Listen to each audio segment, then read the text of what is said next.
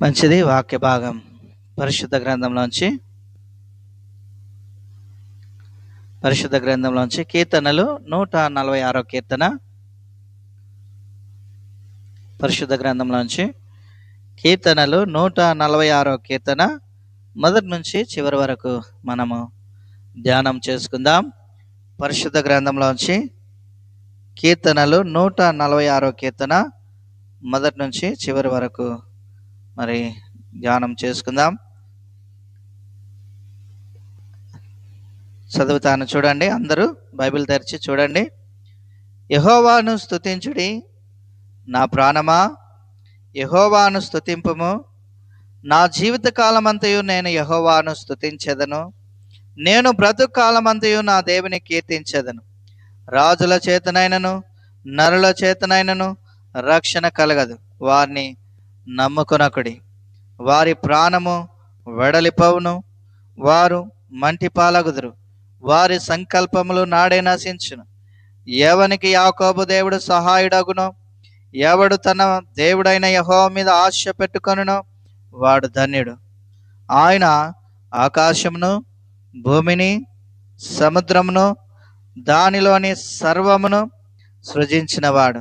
ఆయన ఎన్నడును మాట తప్పనివాడు.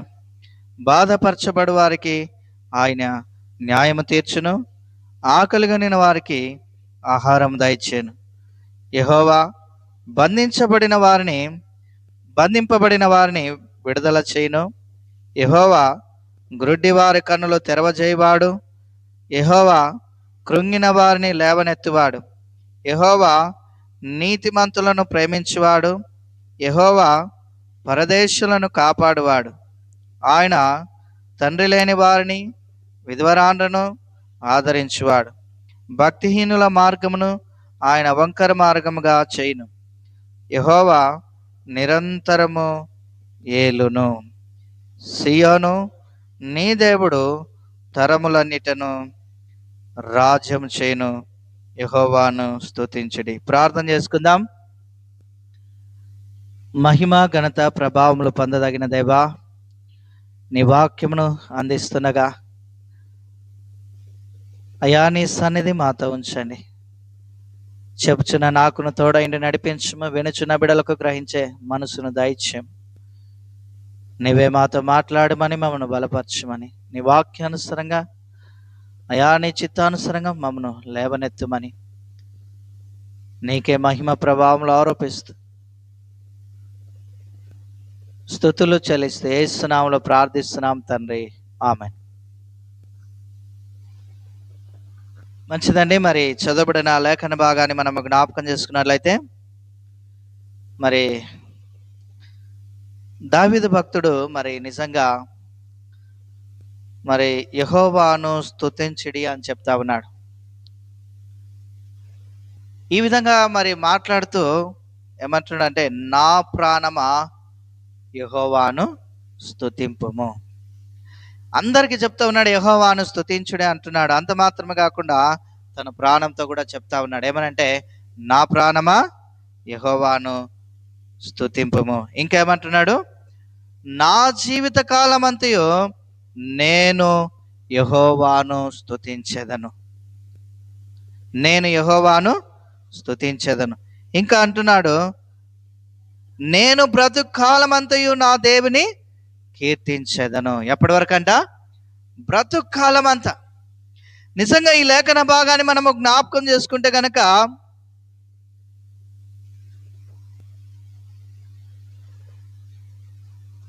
దేవుని పిల్లలముగా ఇట్టి మనసు కలిగి ఉండడం చాలా సంతోషకరం. ఎట్టి మనసు? దేవుని స్తుతించాలనే మనసు, దేవుని మహిమపరచాలనే కదా ఆలోచన. నిజంగా భక్తుడు అంటున్నాడు, నా జీవిత కాలం అంతయు నేను యెహోవాను స్తుతించెదను అంటున్నాడు. ఏంటి అంత ప్రీతికరం? ఎందుకు దేవుని అంతగా నిజంగా మరి ఆరాధించాలని మనసు కలిగి ఉన్నాడు? మరి మనము జ్ఞాపకం చేసుకుంటే గనక ఆయన దేవుని గ్రహించాడు, దేవుని తెలుసుకున్నాడు. నిజంగా 6వ వచనంలో చూస్తే ఒక మాట మనకు కనబడుతుంది. ఏమనంటే, చూడండి, ఆయన ఆకాశమును, భూమిని, సముద్రమును, దానిలోని సర్వమును సృజించిన వాడు. దేవుడు ఎవరంట? ఆకాశమును, భూమిని, సముద్రమును, దానిలోని సర్వమును అంతటిని కూడా సృజించిన వాడు. ఇంకా ఆయన ఎన్నడూను మాట తప్పనివాడు. చూడండి, ఇంకా 10వ వచనంలో చూస్తే గనక యెహోవా నిరంతరం ఏలును. పరిపాలన చేయవారు ఎవరు అంటే దేవుడు. ఇది దావీదు గ్రహించగలిగాడు. మనల్ని నడిపించువాడు, పరిపాలించువాడు, నిరంతరం పరిపాలించువాడు మన దేవుడు. హల్లెలూయా. చూడండి, సియోను నీ దేవుడు తరములన్నిటను కదా రాజ్యము చేయును కదా, రాజపరిపాలన కదా, రాజపరిపాలన చేస్తాడు. సో అందుకే ఇంకా అనేక విషయాల్లో ఆయన గ్రహించగలిగినాడు. ఏమనంటే రాజుల చేతనైనను కదా, రాజుల చేతనైనను నరుల చేతనైనను ఏం కలగదంట? రక్షణ కలగదు అంటున్నాడు. హల్లెలూయా, హల్లెలూయా, హల్లెలూయా. ఎవరి చేత కలగదంట రక్షణ? రాజుల చేత కలగదు, నరుల చేత కలగదు. ఏం కలగదు? రక్షణ కలగదు. అందుకే వారిని మీరు నమ్ముకొనకుడి అంటాడు. మనుషుల వలన రక్షణ కలగదు, దేవుడు మాత్రమే రక్షణ అనుగ్రహించేవాడు. హల్లెలూయా. దేవుడు మాత్రమే రక్షణ భాగ్యమును మనకు అందించేవాడు. నిజంగా ఏ విధంగా దేవుడు మనకు రక్షణ భాగ్యం అందించాడంటే తన స్వరక్తమిచ్చి మనల్ని కొన్నాడు. హల్లెలూయా. తన స్వరక్తమిచ్చి మనల్ని కొన్నాడు. సో ఈ వాక్య భాగంలో ఆయన గ్రహించగలిగినాడు ఏంటంటే రాజుల చేతనైనను నరుల చేతనైనను రక్షణ కలగదు గనక వారిని మీరు నమ్ముకొనకూడదు అని చెప్పి మరి ఆయన చెప్తా ఉన్నాడు. ఇంకా వారి ప్రాణము వెడలిపోవును, వారు మంటి పాలగుదురు, వారి సంకల్పంలో నాడే నశించును. చూడండి, రాజుల చేతనైనను అధికారుల చేతనైనను నరుల చేతనైనా రక్షణ కలగదు. వారు వెడలిపోతారు, వారి ప్రాణం వెడలిపోతుంది, వారు మంటి పాలవుతారు, వారి సంకల్పం కూడా అనుకున్నవి నాడే నశించిపోతాయి. వారు ఏం చేయలేరు. వారు నిజంగా రక్షణ వారు అందించలేరు. నిజంగా 5వ వచనంలో అంటాడు, ఎవనికి యాకోబు దేవుడు సహాయుడగునో, ఎవడు తన దేవుడైన యెహోవా మీద ఆశ పెట్టుకొనునో వాడు ధన్యుడు. నిజంగా దేవుని మీద ఆశ పెట్టుకొని దేవుని కొరకు బ్రతికేవారు ఎవరు అంటే ధన్యులు. ఎవరంట? ధన్యులు. ఆ ధన్యత ఆయన చూడగలిగినాడు. దేవునిలో ధన్యతను దేవుడు దేవునిలో చూడగలిగాడు. ఇంకా అనేక విషయాలను ఆయన గ్రహించగలిగినాడు. నిజంగా చూడండి, ఇక 6వ వచనంలో ఆ మాట అంటున్నాడు. ఏమనంటే ఆయన ఆకాశమును, భూమిని, సముద్రమును, దానిలోని సర్వమును సృజించిన వాడు. ఇంకా ఆయన ఎన్నడూను మాట తప్పనివాడు. ఇంకా 7వ వచనంలో గ్రహించగలిగినాడు ఏంటంటే బాధపడుతున్నప్పుడు కదా న్యాయం తీర్చే దేవుడు కదా, బాధపరచబడు వారికి ఆయన ఏం చేస్తాడంట? న్యాయము తీరుస్తాడంట. హల్లెలూయా. ఏం చేస్తాడంట? న్యాయం తీరుస్తాడంట. నిజంగా బాధపడే వారిని చూసి మనము పక్కకి తొలగిపోవచ్చు, వాళ్ళ దగ్గరికి వెళ్ళకపోవచ్చు, వారిని మనం పలకరించకపోవచ్చు, వారిని ఓదార్చలేకపోవచ్చు. కానీ దేవుడు వారి పక్షాన ఉంటాడంట కదా. ఎవరైతే బాధపడుతున్నారో, ఎవరైతే కృంగిపోతున్నారో కదా, ఈ వాక్య భాగంలో మనం చూస్తే 8వ వచనంలో చూస్తే యెహోవా గ్రుడ్డి వారి కన్నులు తెరవజేయవాడు, యెహోవా కృంగిన వారిని కూడా లేవనెత్తువాడు అని ఉంటుంది. ఏమనుంది? యెహోవా కృంగిన వారిని లేవనెత్తువాడు. చూడండి, బాధింపబడిన వారికి కదా, బాధపరచువాడు వారికి ఆయన న్యాయం తీరుస్తాడు. ఇంకా ఆకలిగిన వారికి ఆహారం దయచేయును. ఇంకా యెహోవా బంధింపబడిన వారిని విడుదల చేయును. జ్ఞాపకం చేస్తున్నాం ప్రియ దేవుని బిడ్డలారా, బంధింపబడిన వారిని, సాతాను బంధకాల ఉన్న వారిని కదా విడుదల చేసేవాడు, పాప బంధకాల ఉన్న వారికి విడుదల ఇచ్చేవాడు, జైలు అనే బంధకాల ఉన్న వారికి విడుదల ఇచ్చేవాడు. నిజంగా చెరసాల నుండి పేతురును రక్షించిన దేవుడు, పౌలు శీలను విడిపించిన దేవుడు. హల్లెలూయా కదా. ఇక్కడ ఏమంటున్నాడు? యెహోవా బంధింపబడిన వారిని విడుదల చేయను, ఆకలిగొనిన వారికి కూడా ఆహారం దయచేస్తాడట. చూడండి, ఇవన్నీ గ్రహించగలిగినాడు కాబట్టే ఆయన ఆ నిత్యము నేను దేవుని స్తుతిస్తాను. ఎప్పటి వరకు? నేను బ్రతికున్నంత వరకు అంటాడు కదా. నేను బ్రతికున్నంత వరకు నా దేవుని నేను స్తుతిస్తానంటాడు. కాబట్టి ప్రియ దేవుని బిడ్డలారా, నిజంగా ఇవన్నీ కూడా మనం గుర్తించాలి. ఈరోజు మనము ఆహారము కడుపు నిండా తినగలుగుతున్నామంటే ఆయన మనకు అనుగ్రహిస్తున్నాడని మనం గుర్తించాలి. ఇక్కడ అదే ఆయన మరి దావీదు గ్రహించగలిగినాడు. ఏమనంటే ఆకలిగొనిన వారికి ఆహారము దయచేయను. నిజంగా దేవుడే వర్షం ఇవ్వకపోతే మనం పంటలు పండించగలమా? నీరు లేకపోతే పంటలు పండగలవా? ఎవరిస్తున్నారు వర్షం? భూమిని కలగజేసిన వారు ఎవరు? వర్షమునిచ్చిన దేవా ఎవరు కదా. ప్రతి విషయంలో కూడా దేవుడు మాత్రమే మనకు సహాయం చేయగలిగిన వాడుగా ఉంటున్నాడు.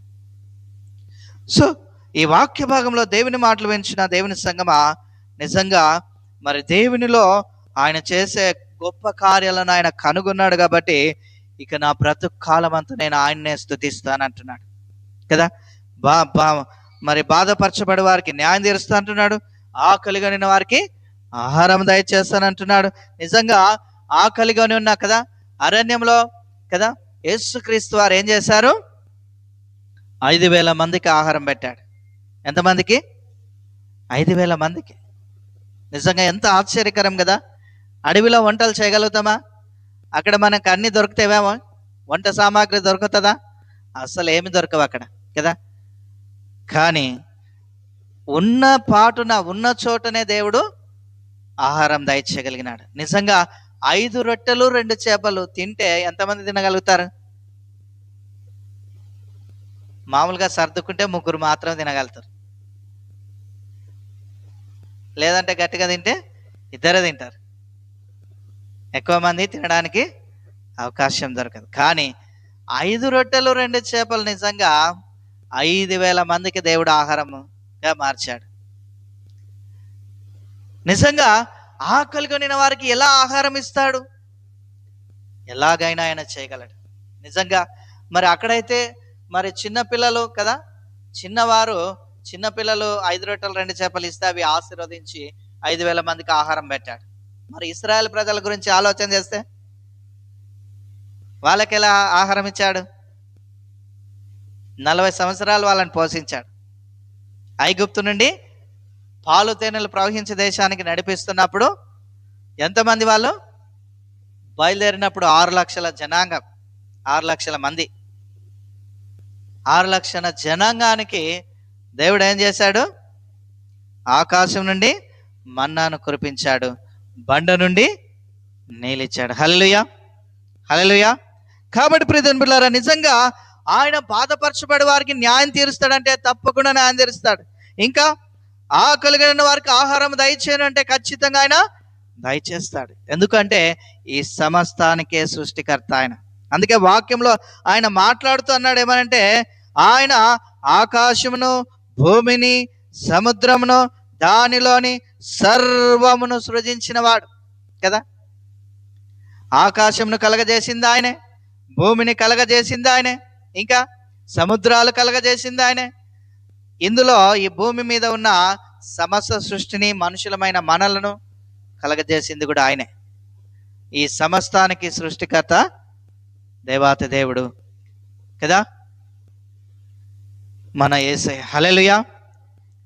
మన దేవుడైన యెహోవా సమస్తాన్ని సృష్టించాడు. ఈ వాక్య భాగంలో మరి మనం జ్ఞాపకం చేసుకుంటే కనుక నిజంగా చూడండి ప్రియ దేవుని బిడ్డలారా, వాక్య భాగంలో ముందుకు కొనసాగుదాం. నిజంగా ఇంకేమంటున్నాడు చూడండి, యెహోవా బంధింపబడిన వారిని విడుదల చేయను. బంధింపబడిన వారిని విడుదల చేయను.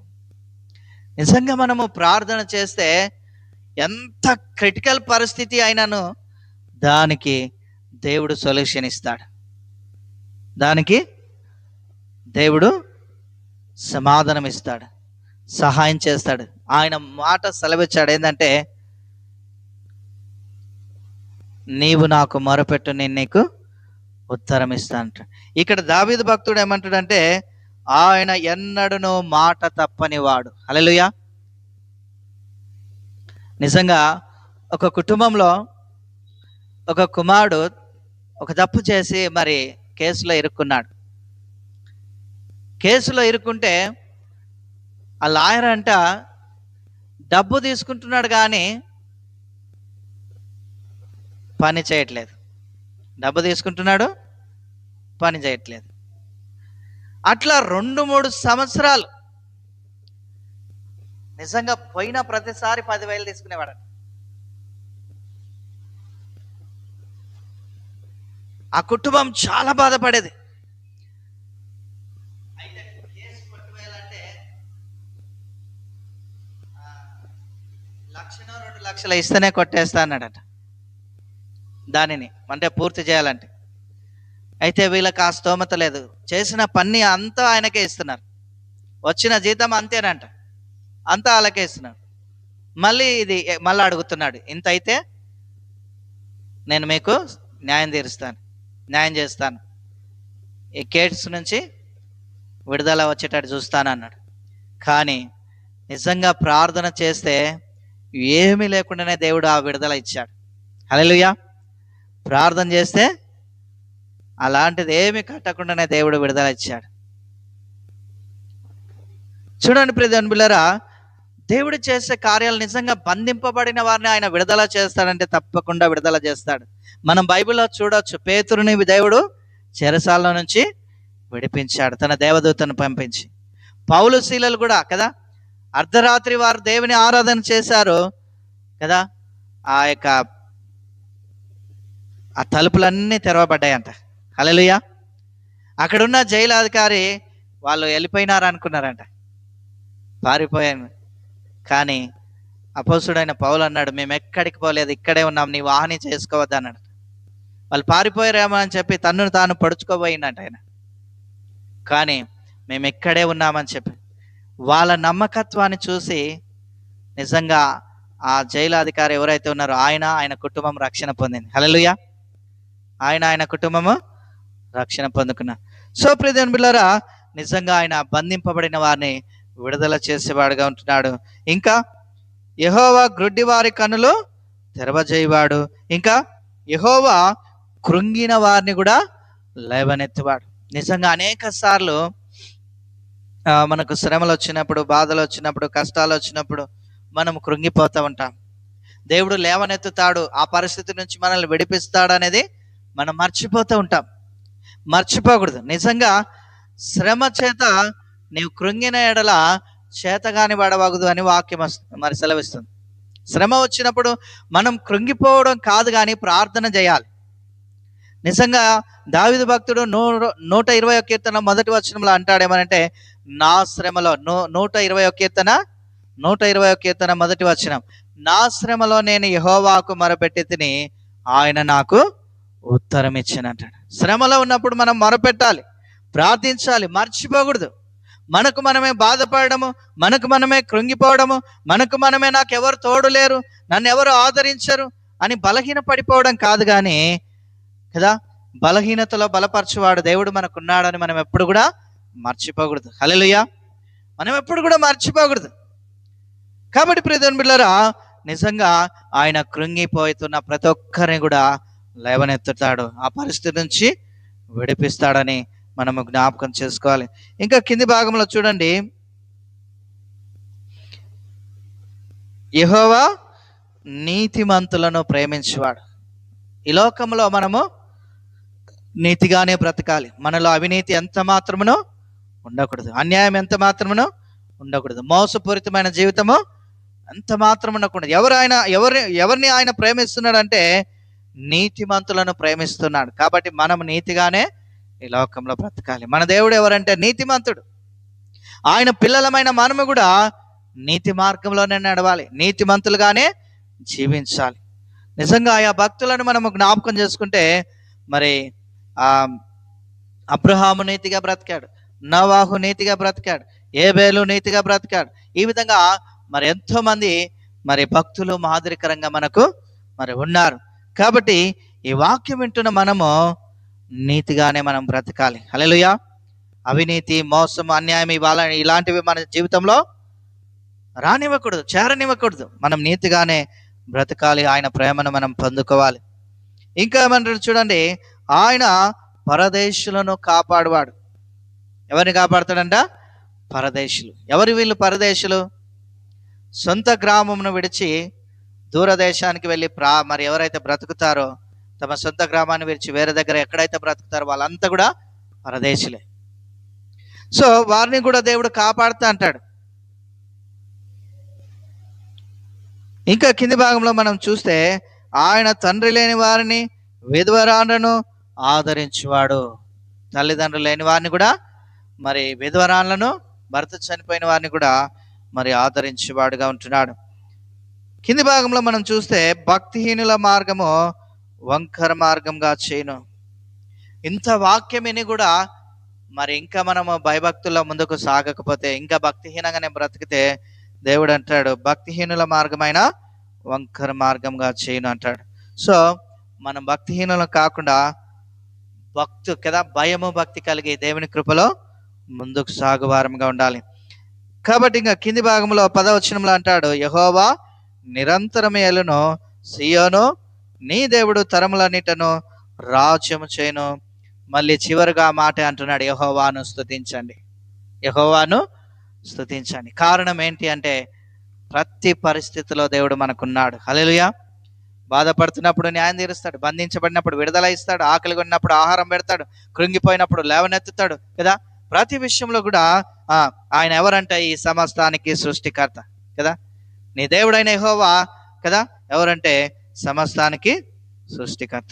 కాబట్టి ప్రియ దేవుని బిడ్డలారా, ఈ మాటలు వింటున్న మనందరం కూడా దావీదు వలె మనము కూడా మరి దేవుని స్తుతించేవారముగా కదా, ఆయన చేసిన కార్యాలను మరి మనం గుర్తించుకుంటూ నిత్యం ఆయనకు మహిమ చెల్లించేవారముగా ముందుకు కొనసాగాలని దేవుడు అట్టి కృప మనకు దయచేయను గాక. ఆమేన్.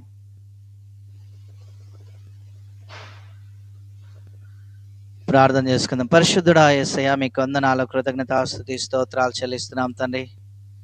నీతిశూరుడా, నిర్మల హృదయుడా, నిజంగా నీ కార్యాలు అద్భుతం, నీ కార్యాలు ప్రభా ఎంతో గణనీయము తండ్రి. అవును ప్రభా, నీ వాకులుగా నిన్న వారికి ఆహారం దయచేసే దేవుడవు తండ్రి. బాధపరచబడి వారికి తండ్రి న్యాయం తీర్చే దేవుడు, బంధించబడిన వారిని విడిపించే దేవుడు, వృద్ధి వారికి చూపించే దేవుడు. అయా పరదేశులను కాపాడువాడవు నీవే. అయా తండ్రి తల్లిదండ్రులు లేని వారిని ఆదరించువాడవు నీవే, విధవరాలను ఆదరించువాడవు నీవే. నీవే సమస్తానికి సృష్టికర్తవు తండ్రి. నీవే రాజ్యమును పరిపాలన చేయవాడు, సర్వలోక పరిపాలకుడు నీవే నా తండ్రి. అయా నీ వాక్యమును బట్టి నిన్ను స్తుతిస్తున్నాం తండ్రి. అయా మరి దావీదు వల్ల మేము మా బ్రతుకాలం అంతా నిన్నే స్తుతిస్తూ, నిన్నే ధ్యానిస్తూ, నీకే మహిమ చెల్లిస్తూ నిత్యం నీకు మహిమ తెచ్చే బిడ్డలుగా ముందుకు సాగుటకు సాయించం. విన్న వాక్యం మా హృదయాలను నింపండి, వాక్యానుసారంగా మమ్మల్ని ఫలింపచేసి మహిమ పొందుకొనమని యేసు నామములో ప్రార్థిస్తున్నాం పరమ తండ్రి. ఆమేన్.